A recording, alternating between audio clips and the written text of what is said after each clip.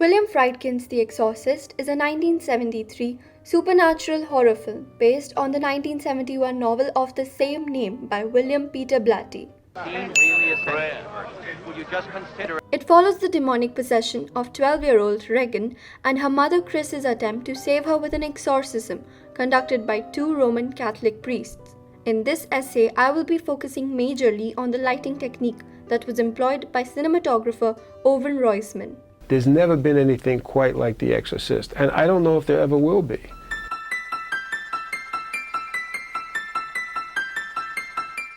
The majority of the film has been shot in low-key lighting, creating a high contrast ratio. This technique creates darkness and mysteriousness, two elements that are characteristic of horror films. The three-point lighting technique has been avoided as it would create a bright effect, diminishing shadows. Shadows create a sense of the unknown, instilling fear in the audience. In the first shot, the light going off in the bedroom allows the bedroom window to be enveloped in the shadows around it. The silhouetted tree adds to the eeriness.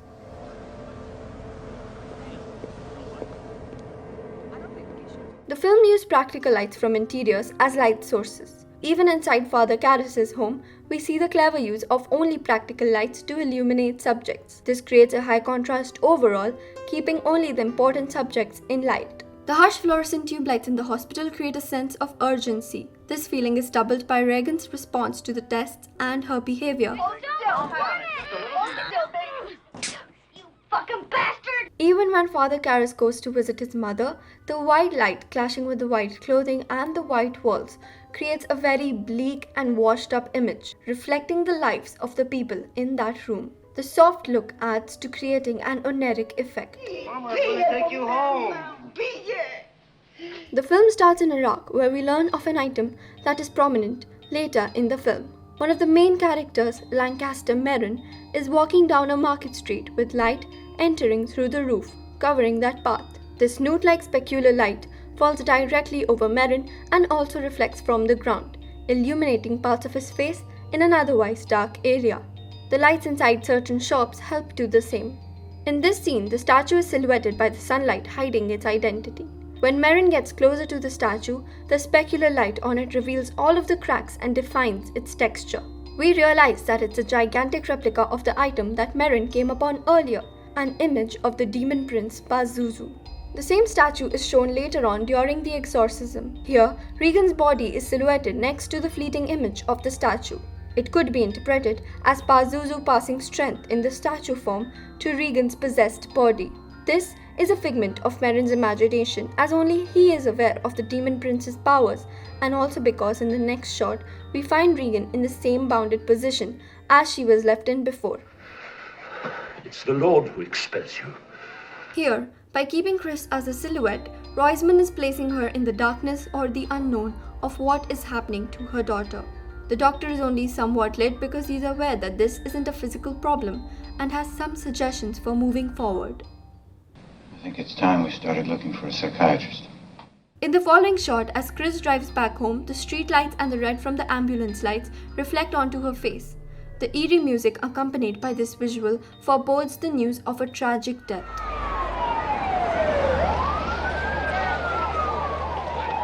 He must have been drunk. He fell down from the top of the steps right outside. By the time he hit M Street, he broke his neck. Even when she enters her house, the flickering lights are almost like a warning from the demon.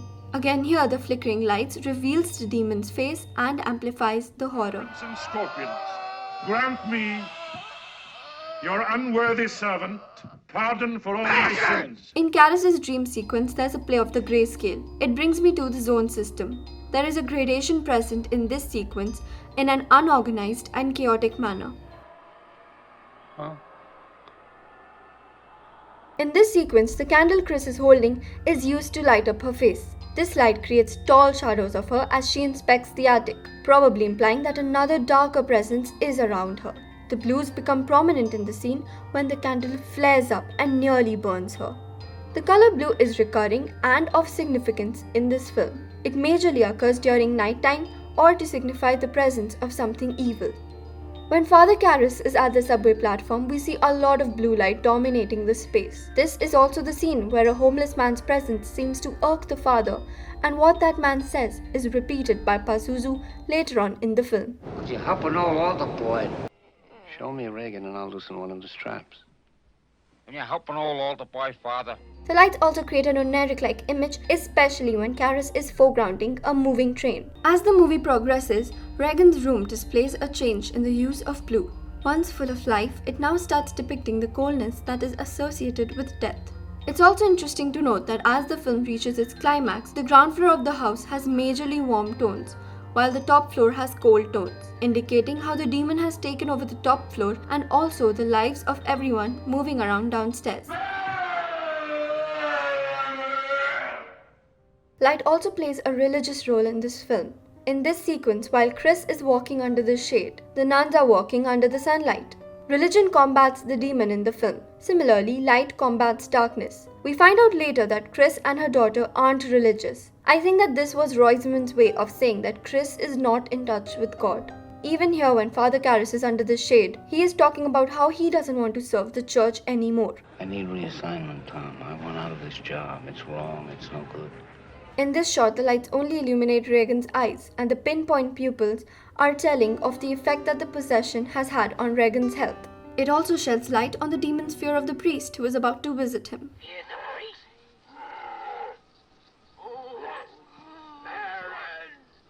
It is followed by this iconic shot. This symbolic shot uses the light to guide the priest to the demon's location, whilst silhouetting the priest showing good against evil. Father Merrin's arrival at the McNeils is done quite cleverly. Initially, he is kept in complete darkness until he enters the house. The lighting here is used to create drama and tension and also adds to the air of ongoing mystery. The entire process of the exorcism is very intense. The sharp shadows in the sequence add to the tension of the situation. The cool lights heighten the ominosity. With every breath that the three characters take, we see just how cold the room is. I might defend my cause. Proud men have risen up against me. Yet another iconic shot in this film puts importance on the play of light and shadows. Here, a light facing upwards is placed close to the ground, casting shadows upon the wall and the ceiling behind the characters. The tall and sharp shadows seem to depict how everything is larger than what it seems. It isn't merely one family that is being affected by this possession. There are multiple characters at stake here, and as the body slowly starts going down, the shadows of the priest stand taller than that of Reagan. This could be signifying their momentary success over Pazuzu. Yes, he brought you low for his blood-stained cross. As Reagan and Chris leave the city, there is a fleeting moment where sunlight shines on Reagan. This is a clear and more direct show of Reagan regaining her innocence and her normal self.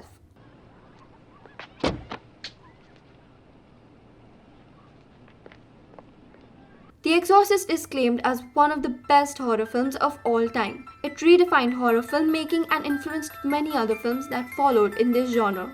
Due to its graphic imagery and reports of hauntings around the film, it was banned in many countries for around a decade. This film received many mixed reviews and was said to have triggered a cinematic neurosis.